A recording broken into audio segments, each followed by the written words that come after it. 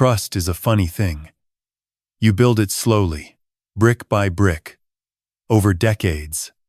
And then one Tuesday afternoon in the middle of an ordinary week, you pull on a single loose thread, and the whole wall comes down.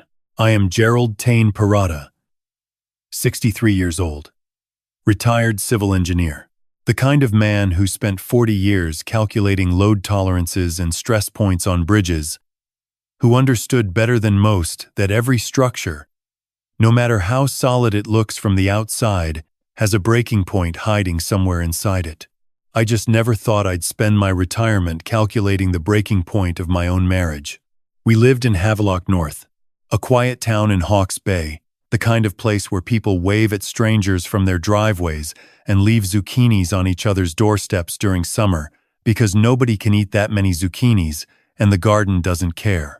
Our house was on Temata Road, a 3-bedroom brick home my wife had renovated twice in 14 years, each time adding something that made the house feel more like a showpiece and less like somewhere a person actually lived. Italian tiles in the entry, a kitchen that looked like it belonged in a magazine and made me afraid to leave fingerprints on anything. My wife, Dr. Gerald Parata, ran a charitable trust called Pathways Forward NZ out of a restored villa on Hastings Street. She had a gift for making people believe in things. That's not a small skill. Most people spend their whole lives trying to get other people to believe in them and never quite manage it.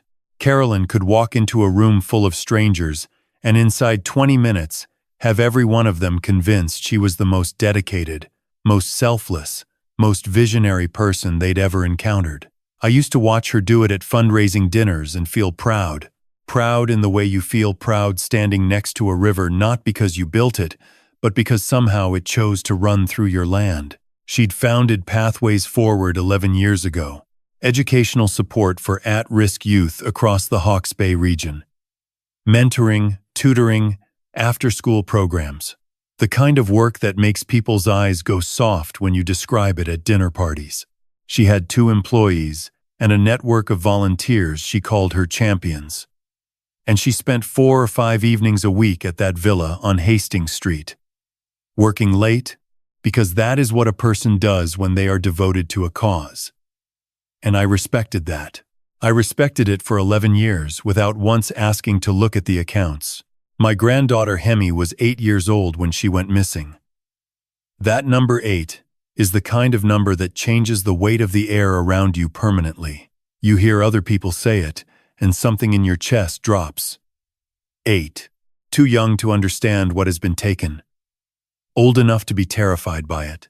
She went missing on a Thursday in late April, 14 months ago. She'd been walking the 4 blocks between school and her mother's house in Flaxmere, a route she'd walked a dozen times, and she simply didn't arrive. My daughter Ngahuya rang me at 6:15 that evening, her voice already the particular kind of flat that happens when fear has consumed all the available space inside a person. "Dad, she's not here. I've rung everywhere." I won't describe the 14 months that followed in detail, because you already know what they look like. Police reports. Family meetings around kitchen tables that go nowhere. Flyers. The particular cruelty of hope. The way a missing child reshapes every room in every house in the family you walk in, and her absence is the first thing you see, louder than any furniture. Ngahuya barely slept. I barely slept. Carolyn cried at the vigils and squeezed my hand in front of the cameras and said all the right things with all the right expressions, and I held on to her in the dark some nights, thinking at least we still have each other. At least there's still this. The thing that started everything was not dramatic. It never is, in my experience. The big turns in life disguise themselves as small moments until they don't. I had driven into Hastings on a Wednesday morning in late June to drop off some papers at my old firm. A former colleague needed a signature on a peer review, nothing important. On my way back along Hastings Street, I passed Carolyn's building and noticed her car was there, which surprised me because she'd told me that morning she had a regional hui in Napier until 2. Not suspicion, just surprise. My first thought was that the hui had been cancelled. My second thought was that I had a bag of Lamingtons from the bakery on the back seat that she would enjoy. I want you to understand something about that moment. I was not a suspicious husband. I was not a man looking for trouble. I was 63 years old with flour on my sleeve from a bakery bag, thinking about Lamingtons. That is the man who walked through the door of Pathways Forward NZ on a Wednesday morning and changed everything. The receptionist, a young woman named Donna, looked up from her desk when I came in, and her face did something I didn't register consciously until later. A tightening. The particular stillness of someone who has been caught in a proximity to something and doesn't know whether to acknowledge it. Mr. Parata. She straightened. Dr. Ngata Parata isn't in today. Her car's outside, I said pleasantly. A pause. She may have left it here yesterday. She sometimes gets a ride with one of the champions. I smiled at her. I'll just leave these on her desk. I know where it is. Actually, she doesn't like. I've been here 100 times, Donna. I kept my voice warm. I won't be 2 minutes. She went quiet in a way that wasn't agreement. I've thought about that moment often since then.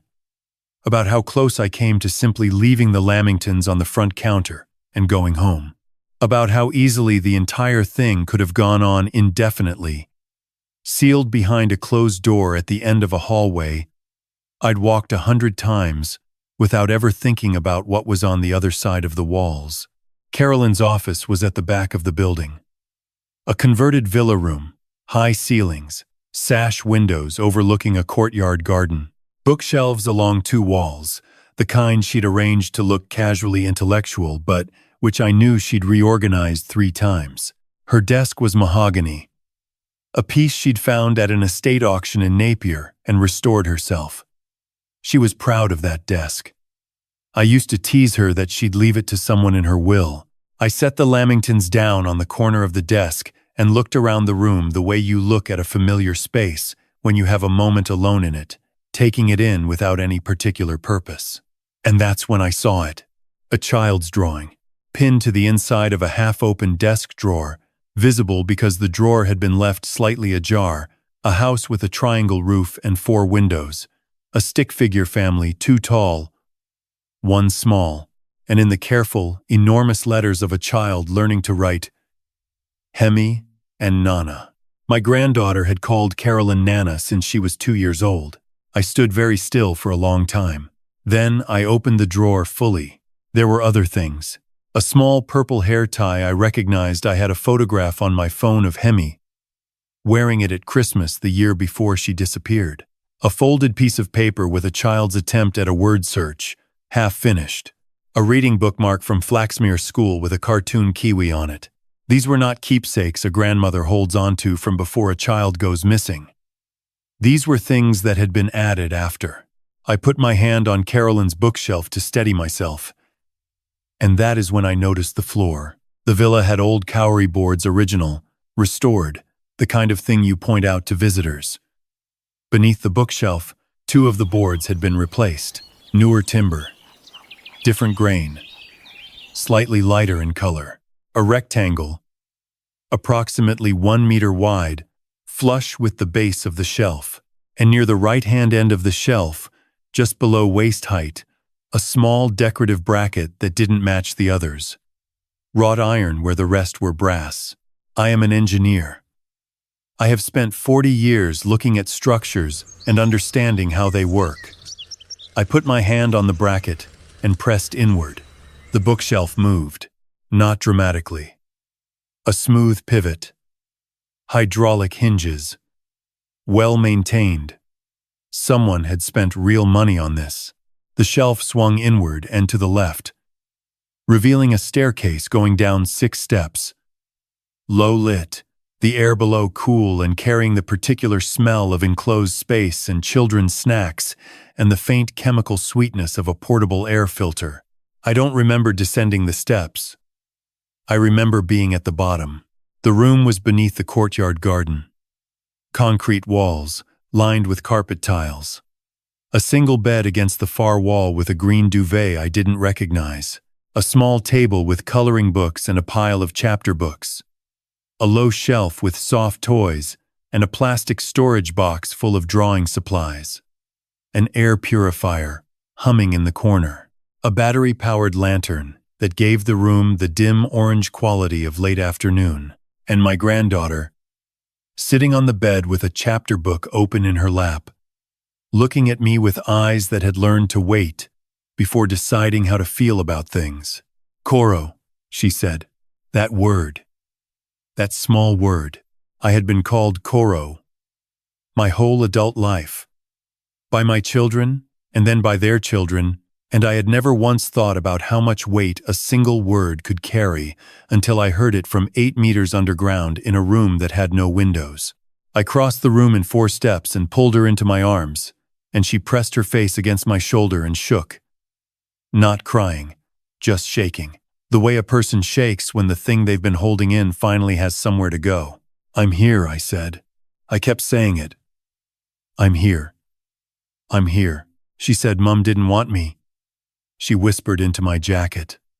She said I was making everyone sad. She said it was better if I stayed here for a while. My jaw tightened so hard I felt it in my temples. "That is a lie," I said. My voice was very quiet. "Your mum has not slept properly in 14 months. That is not what not wanting looks like." Hemi pulled back and looked at me carefully with those serious eyes. She had always been a child who thought before she spoke. "I know," she said, finally. "I think I knew. But when someone says a thing enough times in a quiet voice, it starts to sound like it might be true. Even when you know it isn't. 9 words from a child that I will carry for the rest of my life. "Is anyone else here?" I asked. She shook her head. Then paused. "Donna brings my lunch. Sometimes Marcus." Marcus was Carolyn's program coordinator, a man I'd shaken hands with at 3 fundraising events and considered perfectly unremarkable. "And Nana comes most evenings. She brings dinner and we do reading." "Does she know you're not happy here?" Hemi looked at me with the expression of a child who has understood something about adults that she shouldn't have had to understand yet. I stopped telling her. It didn't change anything. I stood up and I looked at this room that someone had built beneath a courtyard garden in a heritage villa in Hastings, in a town where people leave zucchinis on each other's doorsteps, and I made a decision. "You're going to come with me right now," I said. "And we're going to be very quiet." "Can you be very quiet?" She nodded. She was already putting on her shoes. I lifted her and carried her up those 6 stairs, through Carolyn's office, and down the hallway. Donna was standing at the reception desk. She saw us. Our eyes met. Hers dropped to Hemi, then came back up to me, and the blood left her face entirely. "Have a good morning," I said. And I walked out the door. I put Hemi in the passenger seat of the Hilux, and I sat in the driver's seat, and I held the steering wheel with both hands for approximately 30 seconds without starting the engine. Every instinct I had was screaming, "Ring Ahuya. Ring the police. Ring someone." But underneath the screaming was a quieter voice, the voice I'd learned over 40 years of engineering, the voice that says, "Before you do anything, understand the full load. Understand what you're actually dealing with. Because a structure you only partially understand is more dangerous than one you haven't touched yet." "Koro," Hemi said, watching me. "Your hands are shaking." "I know." I started the engine. "They'll stop." She reached over and put her small hand on top of mine on the gear lever. It was one of the kindest things anyone has ever done for me.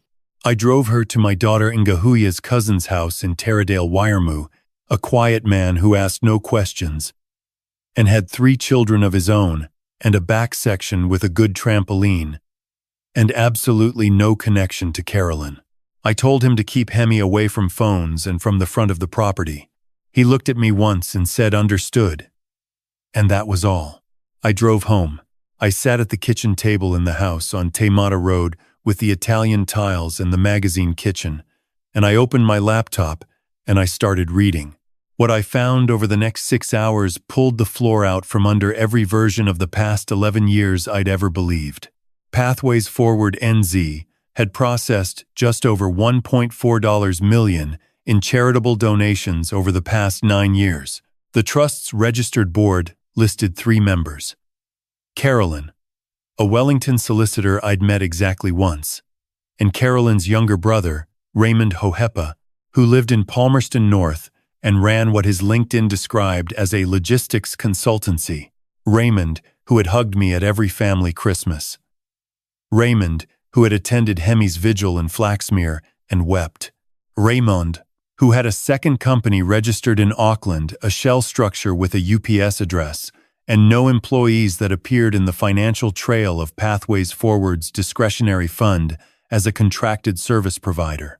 The contracted amount across 7 years was $380,000 for services that were never itemized.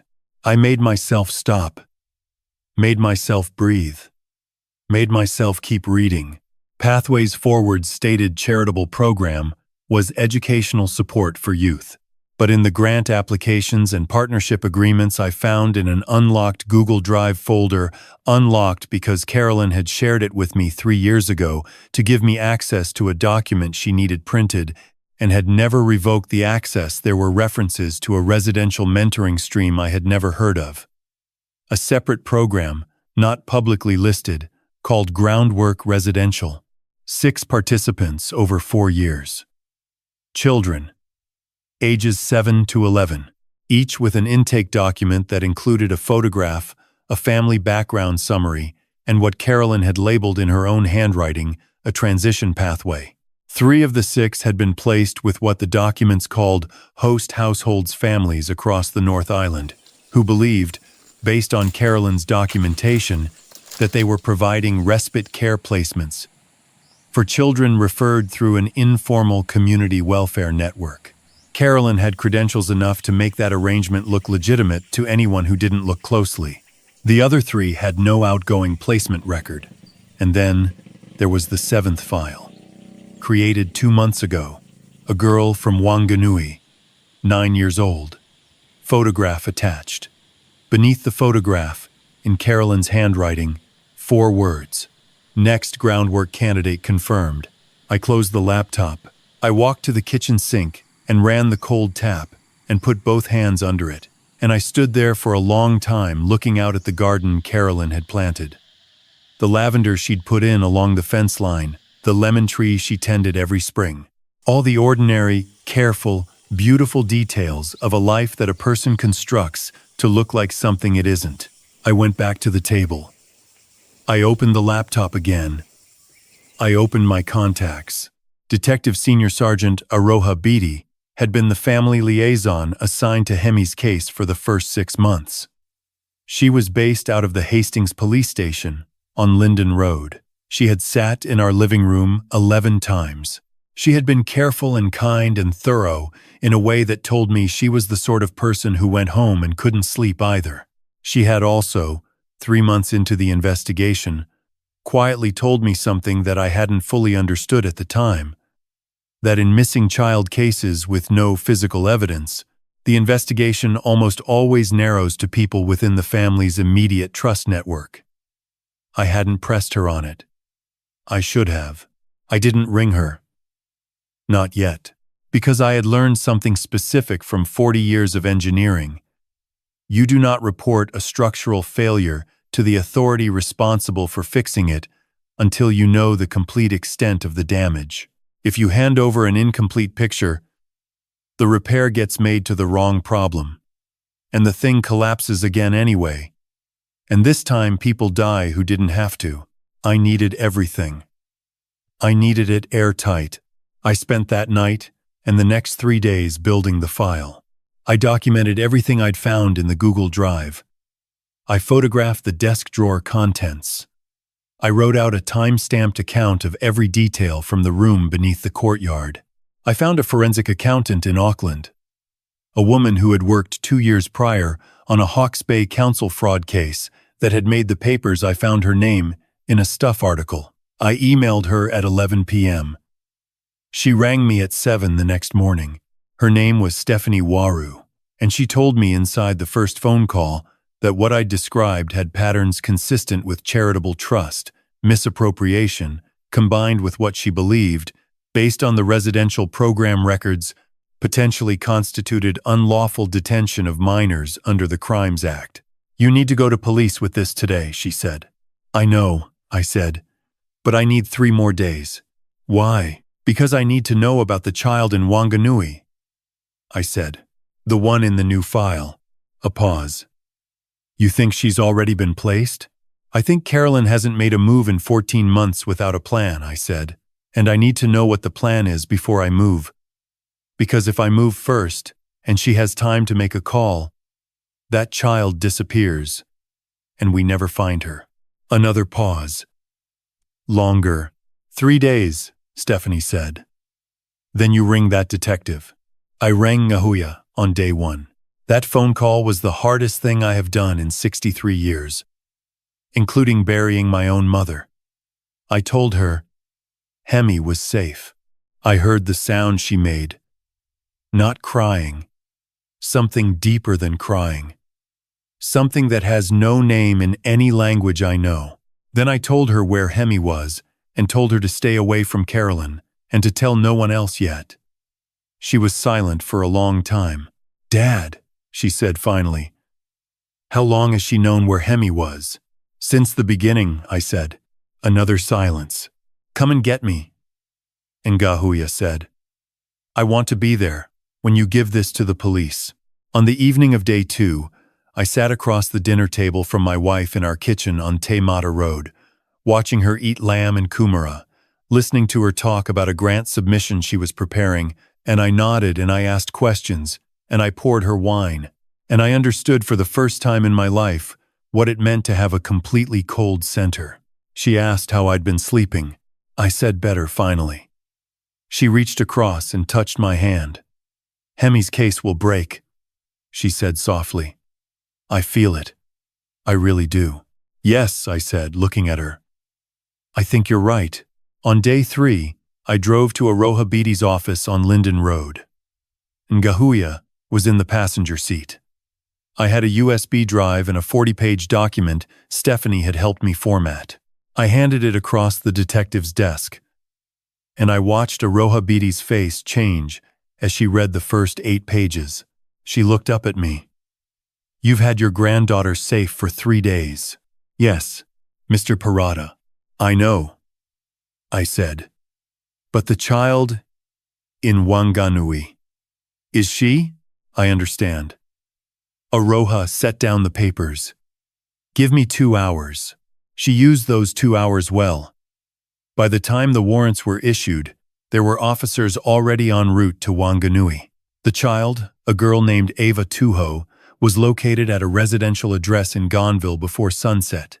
She had been told she was part of a special learning program. She had been there 11 days.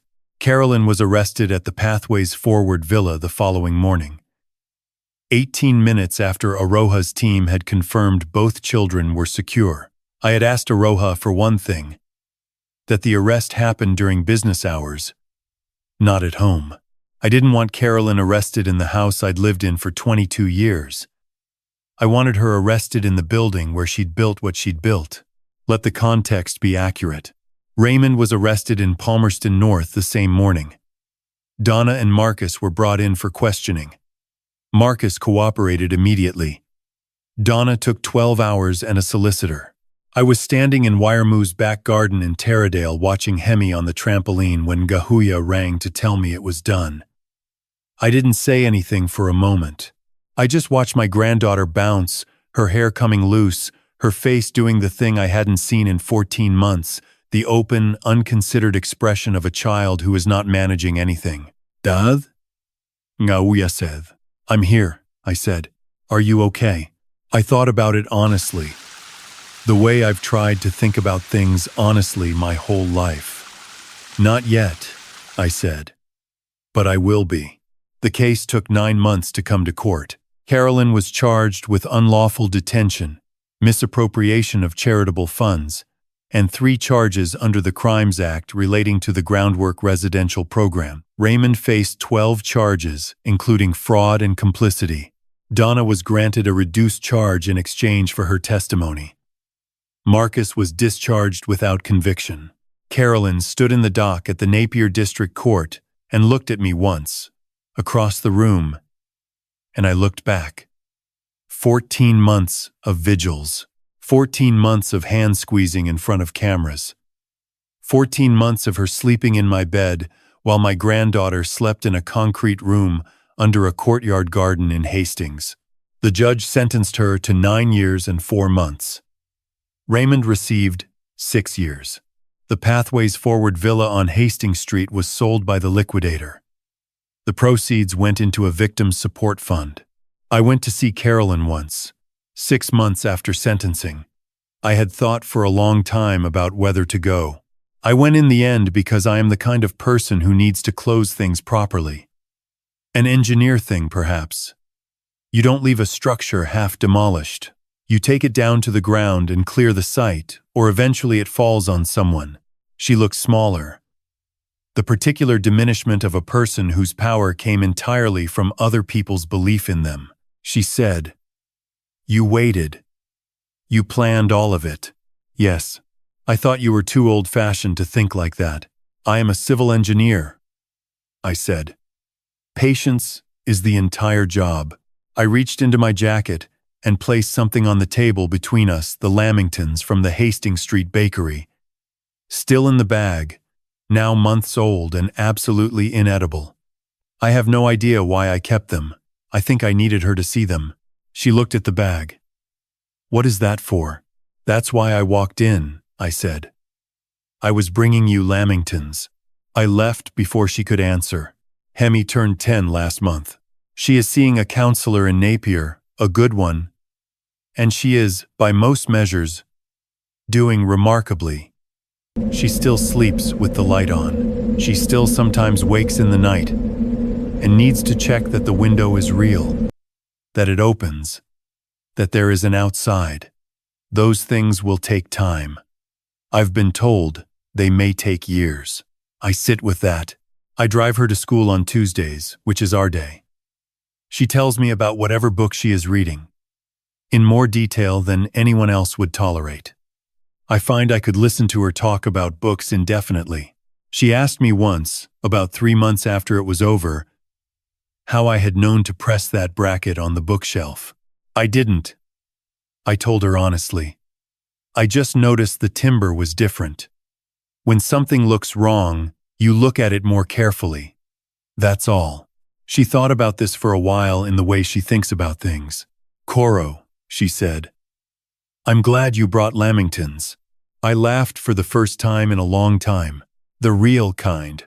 If I've learned anything from the worst 14 months of my life, it's this. Love without curiosity is not love. It's comfort. Real love pays attention. It asks questions even when it doesn't want the answers. It looks at the new timber among the old kauri boards and notices that something has changed. We extend trust most freely to the people we believe we know best. And that is precisely why trust must be earned continuously, not granted permanently. A marriage, a friendship, a family. These are not finished structures. They require ongoing inspection. Not suspicion, inspection. There is a difference, and the difference matters. The second thing I've learned is about our children and grandchildren. We tell them to trust adults. We should also teach them gently, without frightening them, that they have the right to say when something feels wrong, and that the adults who love them will believe them. Hemi told me she had stopped saying she was unhappy because it didn't change anything. That stops me cold every time I remember it. We have to make sure our young ones know that their voice changes things, because it does. It did. And the last thing, the simplest one. Pay attention to small things. A bookshelf with different timber at the base. A bracket that doesn't match. A Lamington run you didn't plan. Sometimes, the most important thing you'll ever do starts as nothing more than a Tuesday morning with flour on your sleeve. If this story reached something in you, share it with someone you love. Leave a comment below and subscribe to New Zealand Tales. Because every week, we bring you stories from our communities, raw, real, and worth your time.